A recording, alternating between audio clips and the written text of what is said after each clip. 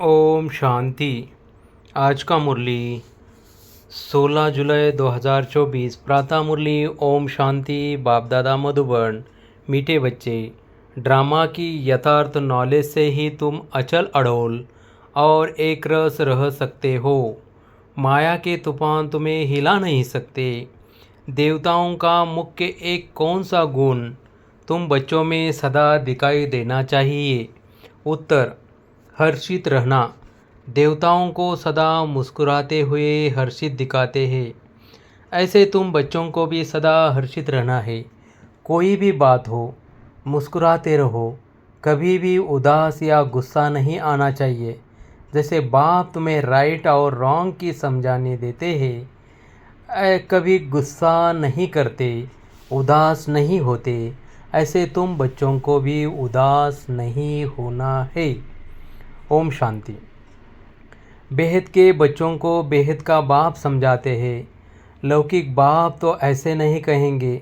उनके तो करके 5-7 बच्चे होंगे। यह तो जो सभी आत्माएं हैं, आपस में ब्रदर्स है, उन सब का ज़रूर बाप होगा। कहते भी है हम सब भाई भाई है। सबके लिए कहते हैं, जो भी आएंगे उनके लिए कहेंगे हम भाई भाई है। ड्रामा में तो सभी बंधे हुए हैं। जिसको कोई नहीं जानते, यह न जानना भी ड्रामा में नूंद है। जो बाप ही आकर सुनाते हैं, कथाएं आदि जब बैठ सुनाते हैं तो कहते हैं परमपिता परमात्माए नमः। अब वो कौन है ये जानते नहीं। कहते हैं ब्रह्मा देवता, विष्णु देवता, शंकर देवता, परंतु समझ से नहीं करते हैं। ब्रह्मा को वास्तव में देवता नहीं कहेंगे। देवता विष्णु को कहा जाता है। ब्रह्मा का किसको भी पता नहीं है। विष्णु देवता ठीक है। शंकर का तो कुछ भी पाठ है नहीं। उनकी बायोग्राफी नहीं है। शिव बाबा की तो बायोग्राफी है। वह आते हैं पतितों को पावन बनाने, नई दुनिया स्थापन करने। अभी एक आदि सनातन देवी देवता धर्म की स्थापना और सब धर्मों का विनाश होता है। सभी कहाँ जाते? शांतिधाम। शरीर तो सबके विनाश होने हैं। नई दुनिया में होंगे ही सिर्फ तुम। जो भी मुख्य धर्म है उनको तुम जानते हो। सबके तो नाम ले नहीं सकेंगे। छोटी छोटी टाल टालियाँ तो बहुत है। पहले पहले है डीटिज़म, फिर इस्लामी। यह बातें सिवाय तुम बच्चों के और कोई की बुद्धि में नहीं है। अभी वह आदि सनातन देवी देवता धर्म प्रायलोप है। इसलिए बनेन ट्री का मिसाल देते हैं। सारा झाड़ खड़ा है, फाउंडेशन है नहीं। सबसे बड़ी आयु इस बनेन ट्री की होती है, तो इसमें सबसे बड़ी आयु है आदि सनातन देवी देवता धर्म की। वह जब प्रायलोप हो तब तो बाप आकर कहे कि अभी एक धर्म की स्थापना और अनेक धर्मों का विनाश होना है। इसलिए त्रिमूर्ति भी बनाया है, परंतु अर्थ नहीं समझते हैं।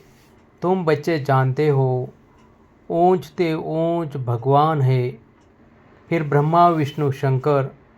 फिर सृष्टि पर आते हैं तो देवी देवताओं के सिवाय और कोई धर्म है नहीं।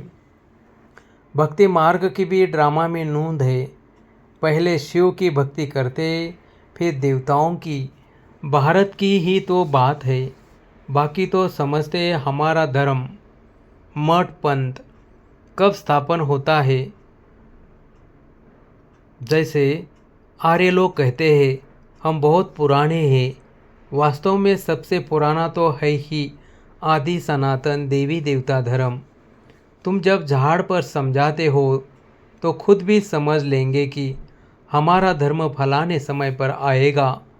सबको जो अनादि अविनाशी पाठ मिला हुआ है सो बजाना है। इसमें कोई को दोष व भूल नहीं कह सकते हैं। यह तो सिर्फ समझाया जाता है। पाप आत्मा क्यों बने हैं? मनुष्य कहेंगे हम बेहद के बाप के सब बच्चे हैं।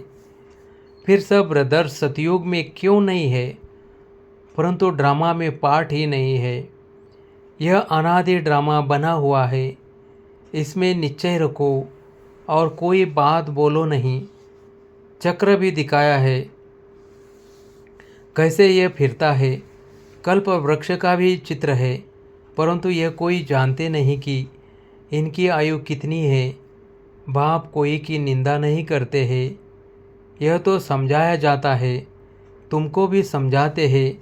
तुम कितने पावन थे, अभी पतित बने हो तो पुकारते हो, हे पतित पावन आओ। पहले तो तुम सबको पावन बनना है, फिर नंबरवार पाठ बजाना आना है। आत्माएं सब ऊपर में रहती है, बाप भी ऊपर में रहते हैं। फिर उनको बुलाते हैं कि आओ। ऐसे वह बुलाने से आते नहीं है। बाप कहते हैं मेरा भी ड्रामा में पार्ट नूंदा हुआ है। जैसे हद के ड्रामा में भी बड़े बड़े मुख्य एक्टर्स का पार्ट होता है, यह फिर है बेहद का ड्रामा। सब ड्रामा के बंधन में बांधे हुए हैं। इसका मतलब यह नहीं है कि धागे में बांधे हुए हो, नहीं। यह बाप समझाते हैं। वह है जड़ झाड़। अगर बीज चैतन्य होता तो उसको मालूम होता ना कि यह कैसे झाड़ बड़ा हो फिर फल देंगे। यह तो है चैतन्य बीज, इस मनुष्य सृष्टि रूपी झाड़ का। इसी को उल्टा झाड़ कहा जाता है। बाप तो है नॉलेज फुल, उनको सारे झाड़ की नॉलेज है। यह है वही गीता की नॉलेज, कोई नई बात नहीं है। यहाँ बाबा कोई श्लोक आदि नहीं उच्चारते हैं। वो लोग ग्रंथ पढ़कर फिर अर्थ बैठ समझाते हैं। बाप समझाते हैं। यह है पढ़ाई, इसमें श्लोक आदि की दरकार नहीं। उन शास्त्रों की पढ़ाई में कोई एम ऑब्जेक्ट है नहीं। कहते भी है ज्ञान भक्ति वैराग्य, यह पुरानी दुनिया विनाश होती है। सन्यासियों का है हद का वैराग्य, तुम्हारा है बेहद का वैराग्य। शंकराचार्य आते हैं तब वह बैठ सिखलाते हैं। घर बार से वैराग्य, वह भी शुरू में शास्त्र आदि नहीं सिखाते। जब बहुत वृद्धि होती जाती है तब शास्त्र बनाने शुरू करते हैं। पहले पहले तो धर्म स्थापन करने वाला एक ही होता है, फिर आहिस्ते आहिस्ते वृद्धि को पाते हैं। यह भी समझाना है सृष्टि में पहले पहले कौन सा धर्म था। अभी तो अनेक धर्म है। आदि सनातन देवी देवता धर्म था, जिसको स्वर्ग हेवन कहते हैं। तुम बच्चे रचयिता और रचना को जानने से आस्तिक बन जाते हो। नास्तिक पने का कितना दुख होता है। निधन के बन पड़ते हैं, आपस में लड़ते झगड़ते रहते हैं। कहते हैं ना तुम आपस में लड़ते रहते हो, तुम्हारा कोई धनी धोनी नहीं है। इस समय सब निधन के बन पड़ते हैं। नई दुनिया में पवित्रता सुख शांति सब था। अपार सुख थे, यहाँ अपरंपार दुख है। वह है सतयुग के, यह है कलयुग के। अभी तुम्हारा है पुरुषोत्तम संगम युग। यह पुरुषोत्तम संगम युग एक ही होता है। सतयुग त्रेता के संगम को पुरुषोत्तम नहीं कहेंगे। यहाँ है असुरी, वहाँ है देवताएं। तुम जानते हो यह रावण राज्य है। रावण के ऊपर गधे का शीश दिखाते हैं। गधे को कितना भी साफ कर उस पर कपड़े रखो, गधा फिर भी मिट्टी में लेटकर कपड़े खराब कर देगा। वह तुम्हारे कपड़े साफ गुलगुल बनाते हैं, फिर रावण राज्य में लिथड़ कर अपवित्र बन जाते हो। आत्मा और शरीर दोनों अपवित्र बन जाते हैं। बाप कहते हैं तुमने सारा श्रृंगार गवा दिया। बाप को पतित पावन कहते हैं। तुम भरी सभा में कह सकते हो कि हम गोल्डन एज में कितने श्रृंगारे हुए थे, कितना फर्स्ट क्लास राज्य भाग्य था। फिर माया रूपी धूल में लिथड़ कर मैले हो गए। बाप कहते हैं यह अंधेरी नगरी है। भगवान को सर्वव्यापी कह दिया है।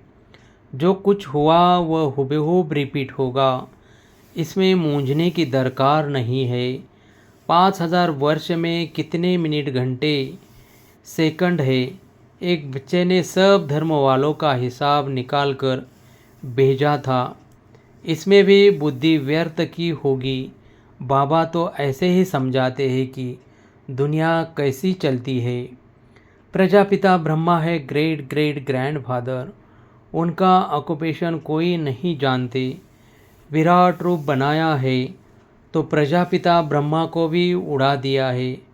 बाप और ब्राह्मणों को यथार्थ रीति जानते नहीं है। उनको कहते भी है आदि देव। बाप समझाते हैं मैं इस झाड़ का चैतन्य बीजरूप हूँ। ये उल्टा झाड़ है। बाप जो सत्य है, चैतन्य है, ज्ञान का सागर है, उनकी ही महिमा की जाती है। आत्मा न हो तो चल फिर भी न सके। गर्भ में भी 5-6 मास के बाद आत्मा प्रवेश करती है। यह भी ड्रामा बना हुआ है। फिर आत्मा निकल जाती है तो खलास। आत्मा अविनाशी है, वो पार्ट बजाती है। ये बाप आकर रिलाइज कराते हैं आत्मा इतनी छोटी बिंदी है, उसमें अविनाशी पार्ट भरा हुआ है।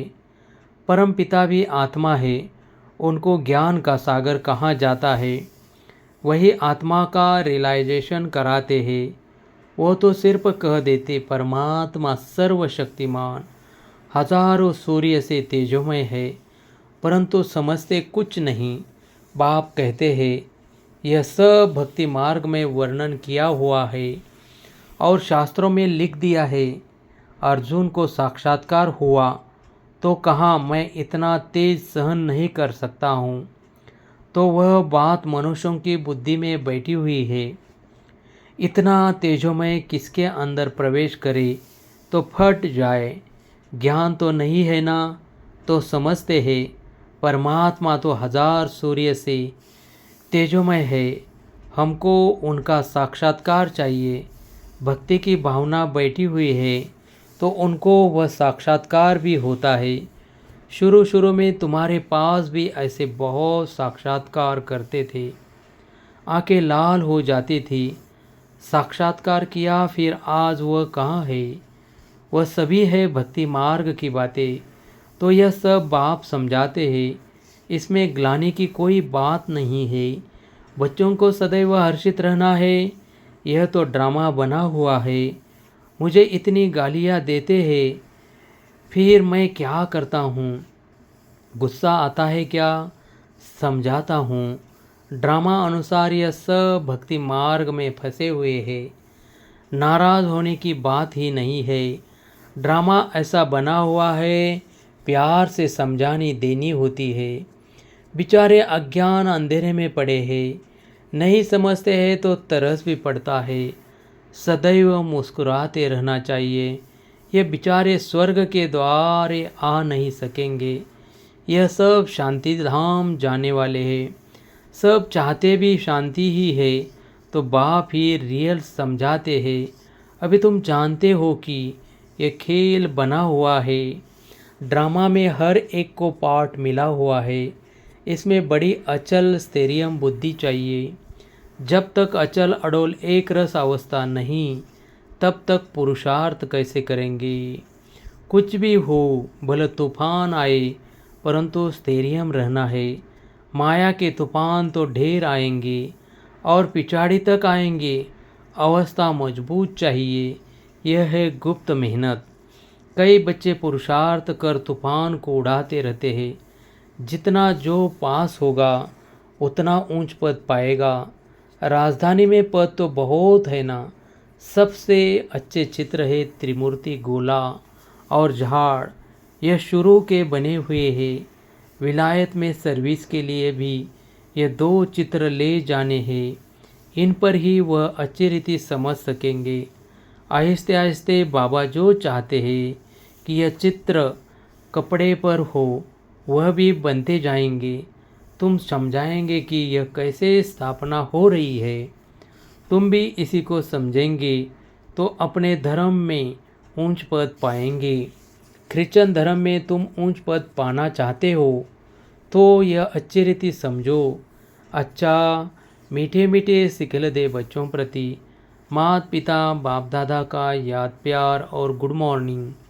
रूहानी बाप के रूहानी बच्चों को नमस्ते।